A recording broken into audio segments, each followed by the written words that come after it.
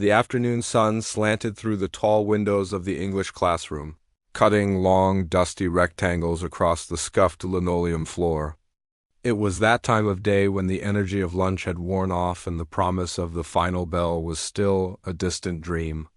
The air hummed with the low, lazy drone of a ceiling fan and the even lower drone of the teacher's voice as he discussed symbolism in a classic novel.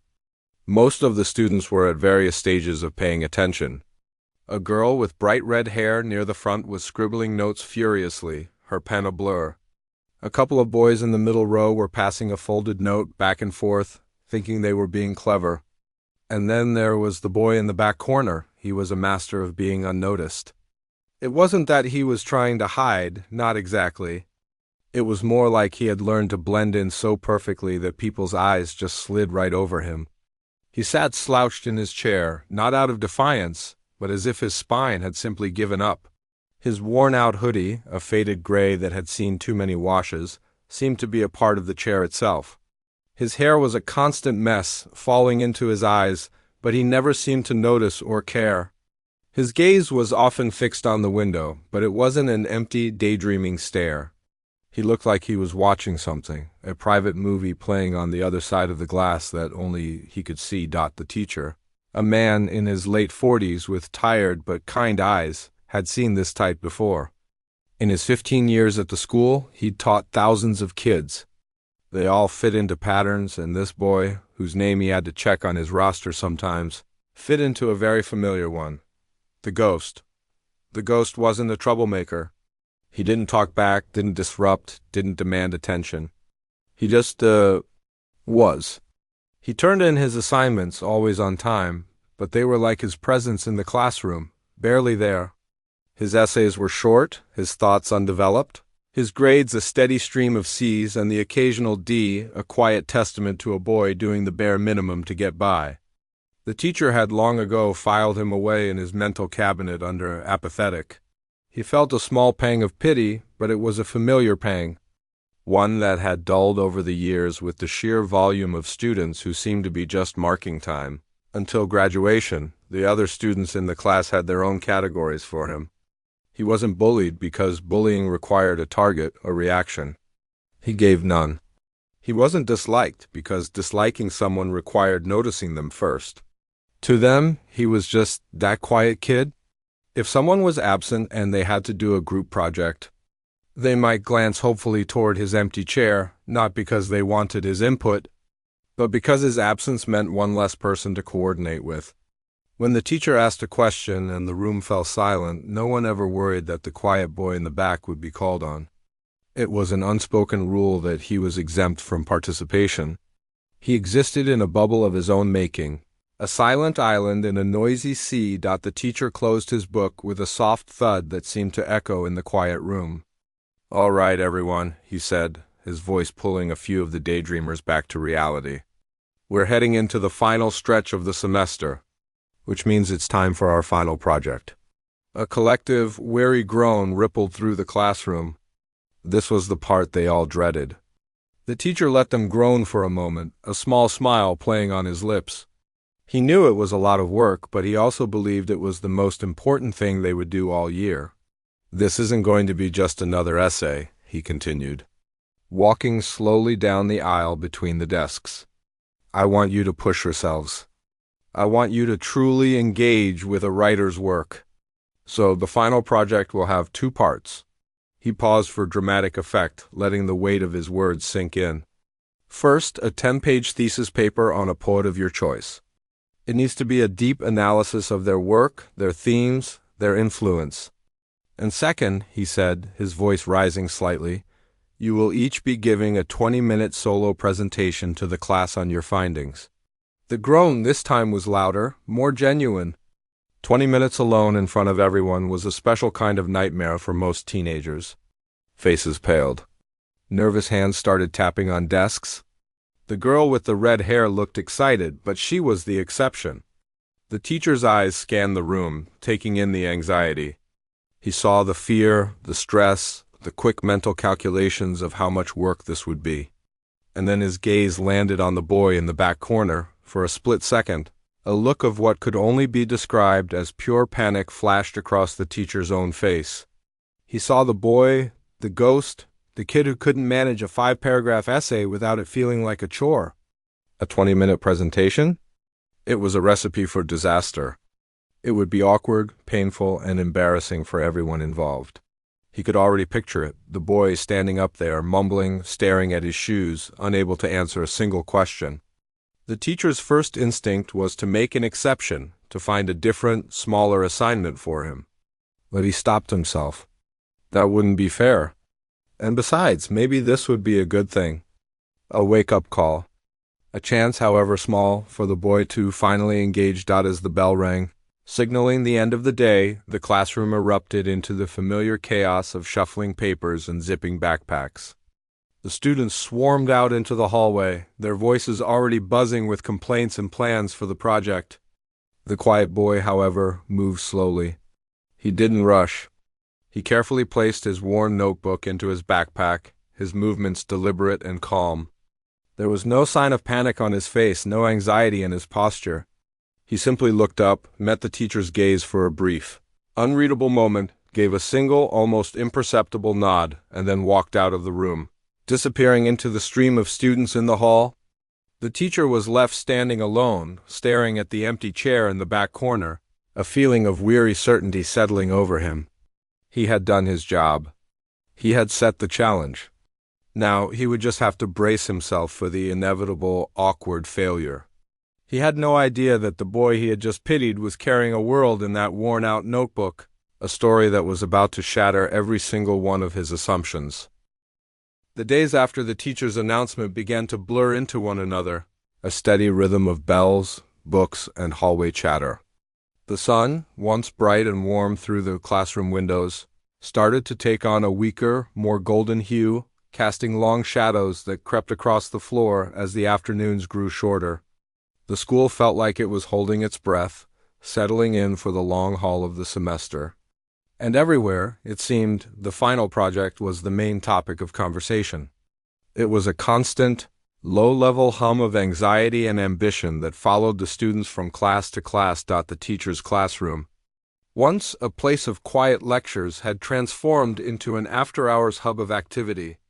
Every day after the final bell, a small crowd of students would linger.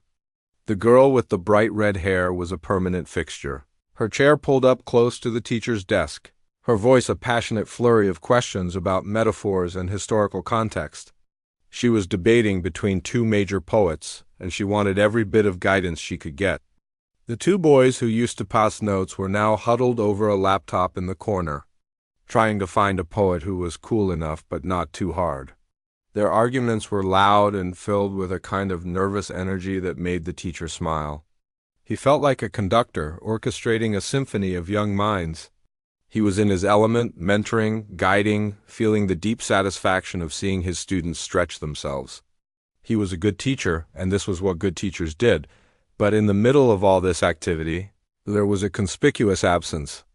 The quiet boy from the back corner never stayed after.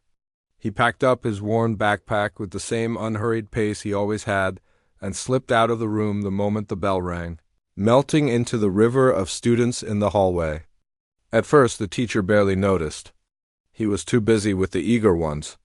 But as the days turned into a week, then two, the boy's silence became a void in the room. It was a question mark that the teacher couldn't ignore. He saw the boy in class, of course, still sitting in the same spot, still looking out the window. But when discussions about the project broke out, the boy's face remained a blank mask. He never contributed, never asked a question, never even looked like he was listening to the others' worries. He was an island of calm in a sea of rising panic. The teacher's concern began to curdle into a sense of professional duty. He couldn't, in good conscience, just let the boy fail, not without at least trying to intervene. He pictured the boy at home, overwhelmed by the assignment, probably not even knowing where to start. He imagined him just giving up, accepting the failing grade as inevitable. The teacher felt a pang of responsibility. He had to at least offer him a life raft, something to cling to so he wouldn't drown completely. He found his opportunity one afternoon between classes. The hallways were a chaotic mess of slamming lockers and shouting students. The teacher was on his way to the staff room when he saw the boy at his locker, slowly organizing a stack of books. The teacher took a deep breath and approached him, trying to look casual and friendly. "Hey," the teacher said, leaning against the locker next to him. The boy flinched slightly, startled by the sudden appearance. He looked up, his eyes wide for a moment before returning to their usual guarded state. "I just wanted to check in," the teacher continued, keeping his voice low and confidential, "about the final project. I know it's a lot, so I just want to make sure you're not getting too overwhelmed." He paused, trying to read the boy's face, but it was like trying to read a closed book. "Listen," he said, his tone softening into what he hoped was a kindly paternal voice. "There's no need to try and be a hero here. The goal is just to pass. Pick a poet with some simple, straightforward poems. Someone easy to analyze. Don't feel like you have to go above and beyond. Just get it done, and you'll be fine." The boy stood perfectly still, his hand frozen on a book in his locker. He didn't look at the teacher, but at a scuff mark on the floor. The hallway noise seemed to fade into the background, leaving just the two of them in a small, awkward bubble. The teacher waited, expecting a nod, maybe a mumbled "thank you." He felt a surge of satisfaction. He was helping. He was being the good guy. Finally, the boy spoke, his voice so quiet it was almost swallowed by the din of the hallway. "I've got it, sir." The words were flat, devoid of any emotion. They weren't grateful or resentful. They were just a statement of fact. And with that, he shut his locker, the clang echoing like a final punctuation mark, and walked away without a backward glance. The teacher watched him go, a small frown creasing his brow. He felt a bit dismissed, but he shook it off. The boy was probably just embarrassed. He had done his part. He had offered the help, and now the ball was in the boy's court. If he failed now, it wouldn't be the teacher's fault. He walked away feeling lighter, his duty fulfilled. He didn't see the way the boy's shoulders slumped as he turned the corner, or the way he clenched his jaw for just a second. The teacher had seen what he expected to see, a shy, struggling student who needed an easy way out. He had no idea that his words, meant to be helpful, had felt like a pat on the head, a confirmation of every low expectation the boy had ever felt from the world. No one at school ever saw where the real work was happening. They didn't see the boy in his room late at night, long after his family had gone to sleep. His room was simple, almost stark, with a bed, a dresser, and a small desk pushed against the wall.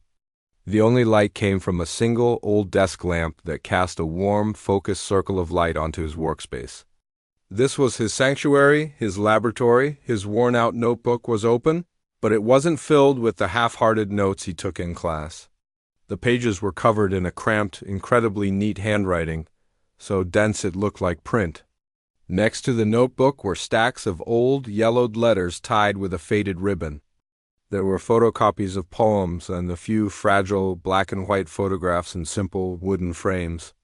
In one, a group of men with coal dust smudged on their faces stood outside a mine, their expressions tired but proud. The boy's great-grandfather was in that picture. He wasn't just analyzing poetry. He was on an archaeological dig into his own history. He read the letters his great-grandfather had written to his wife, letters that spoke of darkness and dust, but also of laughter and friendship. He cross-referenced the lines in the poems with stories he'd heard from his own grandmother, her voice thick with memory and pride. He spent hours online looking up the history of the mining town where his family came from, tracing the strikes and the struggles that gave the poems their powerful context. The tired circles under his eyes weren't from boredom or confusion. They were from late nights spent traveling through time, from the emotional weight of connecting with a man he had never met but felt he knew better than anyone. He would read a poem about the siren's call of the pithead, and then look at the photograph of the men, and he could almost smell the smoke and feel the cold Welsh wind. This wasn't a school project for him. It was an act of remembrance. It was a promise to the man in the photograph that his words, his life, would not be forgotten. He would carefully close the notebook, turn off the lamp, and slip into bed, his mind buzzing with stories and verses while the rest of the world slept. completely unaware of the universe he was building in the quiet dark. The day of the presentations arrived with a gray, overcast sky that seemed to mirror the mood inside the classroom. The air was thick with a nervous energy that was almost tangible. Students sat rigidly in their desks, their faces pale, their hands clutching note cards so tightly the edges were starting to curl.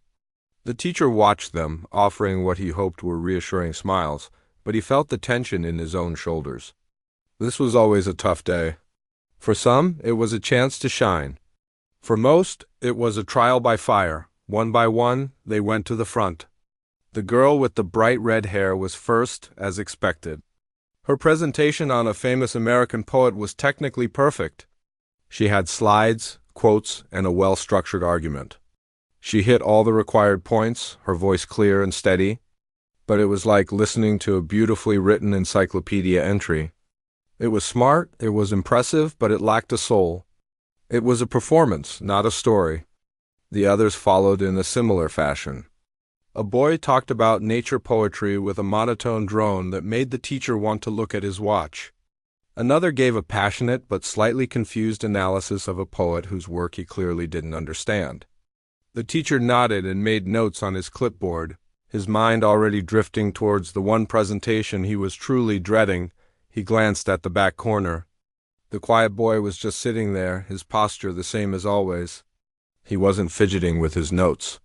He wasn't staring into space with a look of terror. He was just watching, his expression as unreadable as ever. This calmness was almost more unnerving than outright panic. It felt like the calm before a storm that was going to be awkward and painful for everyone involved. Finally, only one student was left. The teacher took a deep breath, the air feeling heavy in his lungs. "All right," he said, his voice a little too loud in the quiet room. "Let's have our final presentation." He looked down at his roster, even though he knew the name. He was just stalling for a second. "You're up." A hush fell over the classroom. It was a different kind of silence than the one that had fallen for the other students. This one was heavier, loaded with a mix of pity and morbid curiosity. A few students exchanged quick, knowing glances. One boy in the front row actually smirked before quickly hiding it behind his hand. They were all settling in for the show, the inevitable train wreck they had been waiting for. The quiet boy pushed his chair back. The scrape of the legs against the floor was the only sound. He didn't slouch as he walked to the front. He didn't shuffle his feet or stare at the ground. He walked with a slow, deliberate calmness that was completely at odds with the atmosphere in the room. He wasn't carrying a stack of note cards or a tablet for his slides.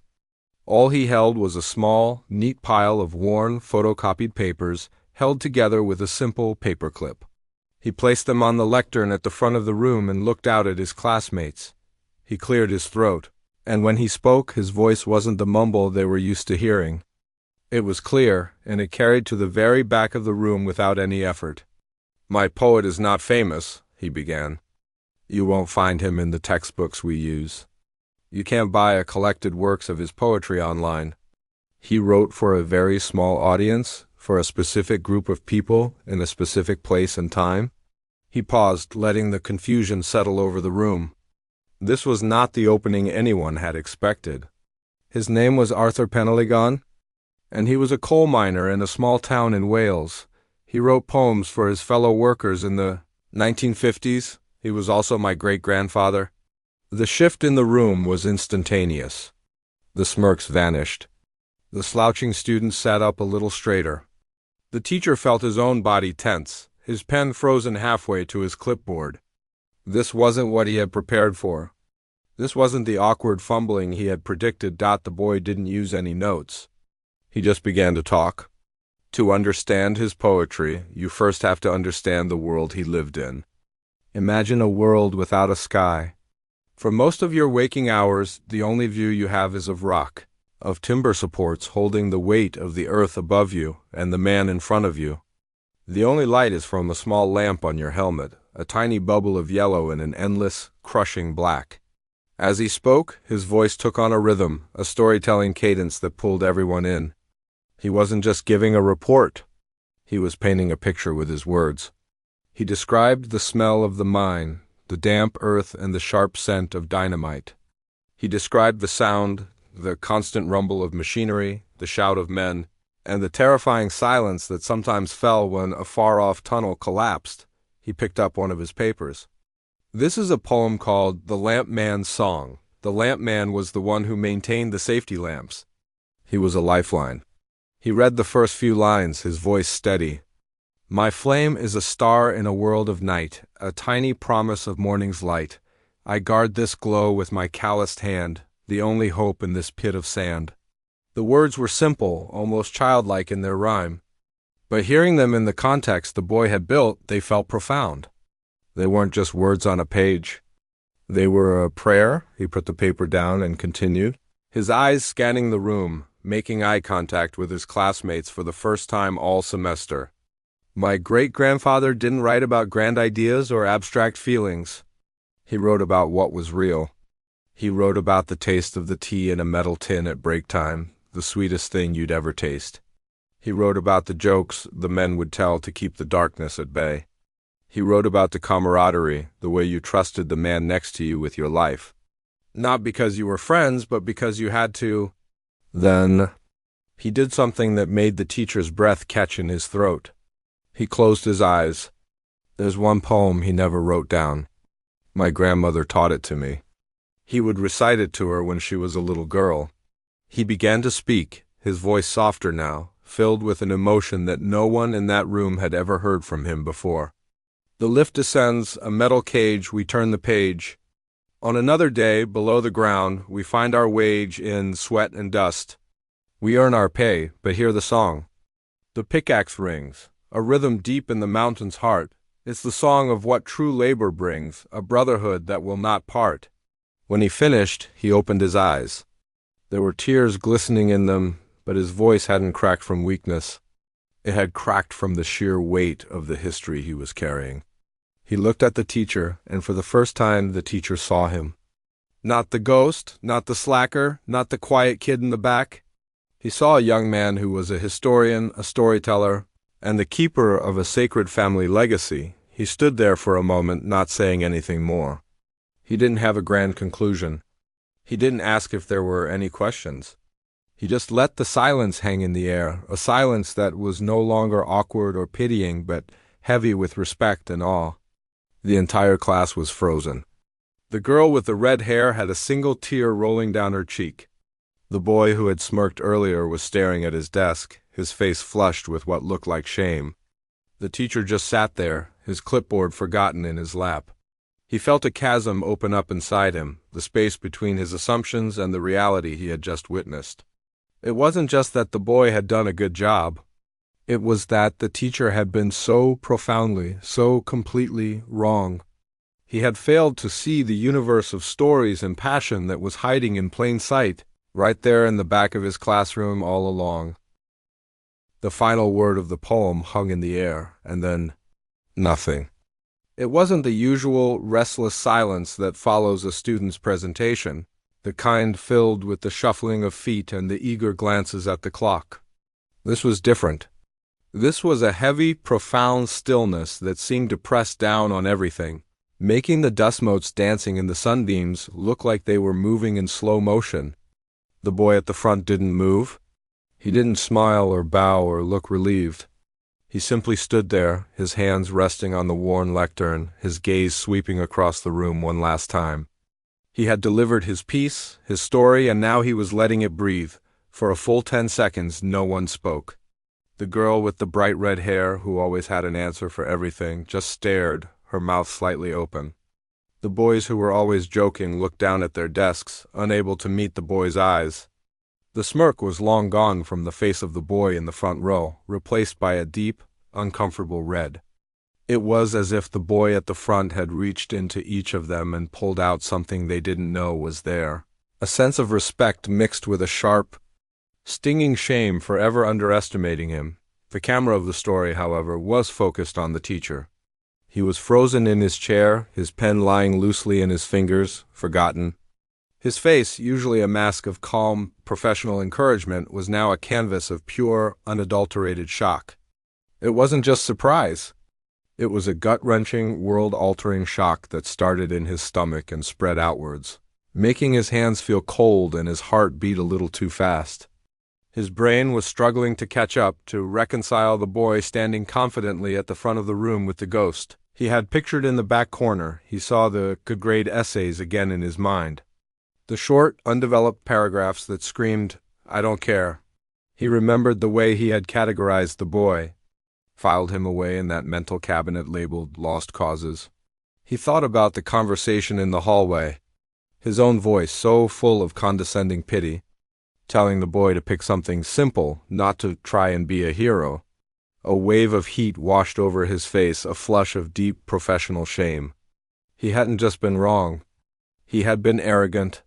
He had seen a flicker of a candle and assumed it was all there was, never once imagining that it was the mouth of a volcano. This wasn't just a good presentation. A good presentation was what the red-haired girl had given, technically sound, well-researched, but ultimately hollow. This was something else entirely. This was a living, breathing piece of history. The teacher finally understood. The boy hadn't been analyzing poetry. He had been channeling it. He wasn't talking about a dead poet. He was giving voice to his own great-grandfather, to a whole generation of men whose stories had been buried with them in the dark, cold earth. The poems weren't just words on a page. They were a testament to survival, to finding beauty in a brutal world, to the brotherhood forged in shared hardship. The performance wasn't an academic exercise. It was an act of love, a promise kept across generations. The teacher felt a chasm open up inside him, a vast, empty space between the world he thought he knew and the reality that had just been revealed. He prided himself on being a good teacher, on seeing the potential in his students. But in this case, he had been blind. He had been so focused on the curriculum, on the grades, on the measurable outcomes, that he had completely missed the human being sitting right in front of him. How many others had he missed? How many other invisible students were carrying worlds in their backpacks that he had never bothered to look for? The question hung in his mind, heavy and uncomfortable. He, the teacher, had just been taught the most important lesson of the semester, and the student at the front of the room had been his instructor. The silence was finally broken. It came from a single, sharp clap from the side of the room. Everyone turned. It was the girl with the bright red hair. Her eyes were glistening, and she wasn't just clapping politely. She was clapping with a force that was almost defiant, as if she was trying to break through the last of the old assumptions in the room. For a moment, she was the only one clapping, the sound echoing in the quiet room. Then another student joined in, and then another. It was like a dam breaking. Within seconds, the entire room erupted. It wasn't the polite, obligatory applause that usually followed a presentation. This was a roar, a loud, heartfelt, thundering ovation that seemed to shake the very walls of the classroom. Students were on their feet, some of them whistling, all of them cheering. They weren't just clapping for a good grade. They were clapping for the story, for the history, for the emotion.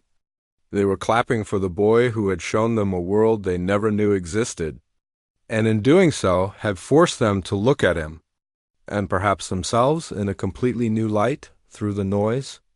The boy at the front looked genuinely startled by the reaction. He gave a small, awkward nod, a flicker of confusion in his eyes as if he couldn't quite understand what all the fuss was about. He wasn't a performer soaking in the applause. He was a storyteller who was simply glad his story had been heard. He quickly gathered his small stack of photocopied papers, the paperclips still holding them together, and walked back to his seat. As he passed the other desks, a few students reached out and clapped him on the shoulder, not with pity, but with a newfound, genuine respect. He sat down in his usual spot in the back corner, but for the first time all year, he didn't look like he was trying to disappear. He just looked like a boy who had finished telling a very important story. The bell rang, shrill and sudden, cutting through the applause. The spell was broken. Students began to gather their things, their movements slower, more thoughtful than usual. The energy in the room had completely changed. The usual frantic rush to leave was replaced by a quiet, buzzing energy. As the teacher watched them file out, he saw several students stop by the boy's desk. Not to tease or ignore him, but to talk to him, to ask him a question. The teacher just sat there, the roar of the students in the hallway a distant murmur. He looked at the empty lectern at the front of the room, then at the boy's now occupied desk in the back. He felt a profound sense of humility, and for the first time in a long time, he felt like he had something truly important to learn. The bell's echo had barely faded when the classroom began to transform. The frantic, everyday scramble to escape was replaced by a different kind of energy, a quiet, thoughtful hum that felt foreign in the familiar room. As students packed their bags, their movements were slower, more deliberate. They weren't just leaving a class, they were leaving a moment. And in the center of that moment was the boy from the back corner. He was no longer a ghost, he was an anchor. A small group of students gathered around his desk, not with the teasing or pity he might have once received, but with a genuine, almost reverent curiosity. The girl with the bright red hair was there, her usual confidence softened by a look of awe. "I never knew," she said, her voice barely a whisper, "about any of that. It was incredible." The boy just nodded, not sure how to accept the compliment. He wasn't used to this. He was used to silence. The next day, the change was even more obvious. The room's gravity had shifted. Where once all the energy was focused at the front, near the teacher's desk, now there was a new center of gravity in the back corner. When the boy walked in, a few heads turned. It wasn't a stare, but an acknowledgement. He was no longer part of the scenery. During class discussions, when the teacher asked a question, there was a new pause in the room. It was as if the students were waiting, wondering if he would speak. He didn't, not at first. He was still adjusting. But the world around him had already decided he was someone worth listening to. The teacher felt the change most acutely. He moved through his lesson plan that day with a strange sense of detachment. He was going through the motions, but his mind was elsewhere, replaying the presentation, the applause, and most of all, the look on the boy's face as he spoke about his great-grandfather. The teacher saw his entire career in a new light. He had always prided himself on being a good teacher, one who could spot a spark in a student and fan it into a flame. But now he saw the arrogance in that. He wasn't a fire starter. He was a gatekeeper. He had been deciding, based on his own narrow definitions of intelligence and effort, which students were worthy of his time and attention. He had seen a boy who was quiet and assumed he was empty. He had seen average grades and assumed a lazy mind. The shame of it was a physical weight in his chest, a constant dull ache. He looked around his classroom at the other faces and wondered what other universes he was missing. What other stories were being hidden behind bored expressions and mediocre test scores? He knew he couldn't let this moment pass. He couldn't just go back to being the same teacher in the same classroom. The boy had shown him something fundamental, and he owed him more than just a good grade. He owed him his respect. As the final bell rang, signaling the end of the day, the teacher took a deep breath. "Could you stay for a minute?" he asked, his voice quieter than he intended. The boy, who was already slipping his worn notebook into his backpack, paused. He looked up, and for a fleeting second, the old guard was back in his eyes, a flicker of caution, of wondering what he had done wrong now.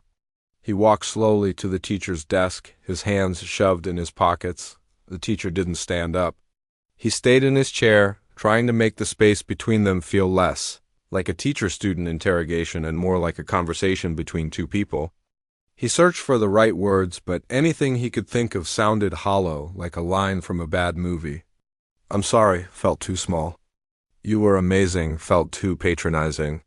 So, he decided on the truth, simple and unadorned. "I misjudged you," the teacher said, his voice low and sincere. He looked directly at the boy, making sure he could see the honesty in his eyes. "I saw a quiet student who wasn't trying very hard, and I made an assumption. It was a bad one, a lazy one, and I was wrong." He stopped, letting the words hang in the air. The boy just stood there, his expression unreadable, but he didn't look away. "What you did yesterday," the teacher continued, "it wasn't just a good presentation. It was a reminder. It reminded me that every person in this room has a story that I know nothing about. And my job isn't just to teach you about books. It's to learn about you. So thank you. Thank you for teaching me something." The boy shifted his weight from one foot to the other.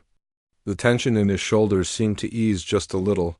He gave a small, almost imperceptible nod. It wasn't forgiveness, but it was an acceptance. It was enough. "There's one more thing," the teacher said, feeling a little more confident. "Your thesis paper. The 10-page one. I don't need it for a grade." He saw the boy's brow furrow in confusion. "I mean, you've already passed." "More than passed. But I was wondering if you would be willing to let me read it? Not as your teacher, but just as someone who wants to know more about your great-grandfather." The request was a key turning in a lock. It was the teacher admitting he had something to learn, that the student was now the expert. A slow smile spread across the boy's face. It was a small, hesitant thing, but it was the first genuine smile the teacher had ever seen from him. "Yeah," he said, his voice clear. "Yeah, okay. I'll bring it tomorrow." The days that followed were like a new season in the classroom. The most noticeable change was the boy himself. He no longer sat in the back corner. One morning, he simply walked in and took a seat in the front row, on the opposite side from the girl with the red hair. He didn't make a big deal out of it, but no one missed it. It was a statement. He was no longer hiding. He started to participate in class discussions. He never talked just to hear his own voice. When he raised his hand, it was deliberate, and when he spoke, his words were thoughtful and insightful, just like his presentation. He would connect the themes in a novel to an idea of community, or he would point out a detail in a character's struggle that everyone else had missed. He had a perspective that was uniquely his own, shaped by stories of minds and hard work and family loyalty. The class listened. They really listened. The teacher read the thesis that night. It was one of the most moving things he had ever read. It was filled with the same passion and detail as the presentation, but it went deeper. It was a beautiful, heartbreaking, and ultimately uplifting portrait of a man, a town, and a way of life. The teacher didn't just read it. He absorbed it. He kept a copy for himself in a folder in his desk, a simple reminder to never, ever judge a book by its cover again. The story doesn't end with the boy becoming the most popular kid in school or the teacher winning some award. That's not how real life works. The change was quieter, more internal, and far more profound. The boy found his voice, not by changing who he was, but by finally being seen for who he had always been. And the teacher learned a lesson that would shape the rest of his career, that the most important subject in any classroom is the student, sitting right in front of you, and that sometimes the greatest teachers are the ones you never expected to learn from. The boy who was expected to fail didn't just pass. He rebuilt the very foundation of the room, leaving everyone, especially his teacher, with a new and better understanding of what it means to truly succeed.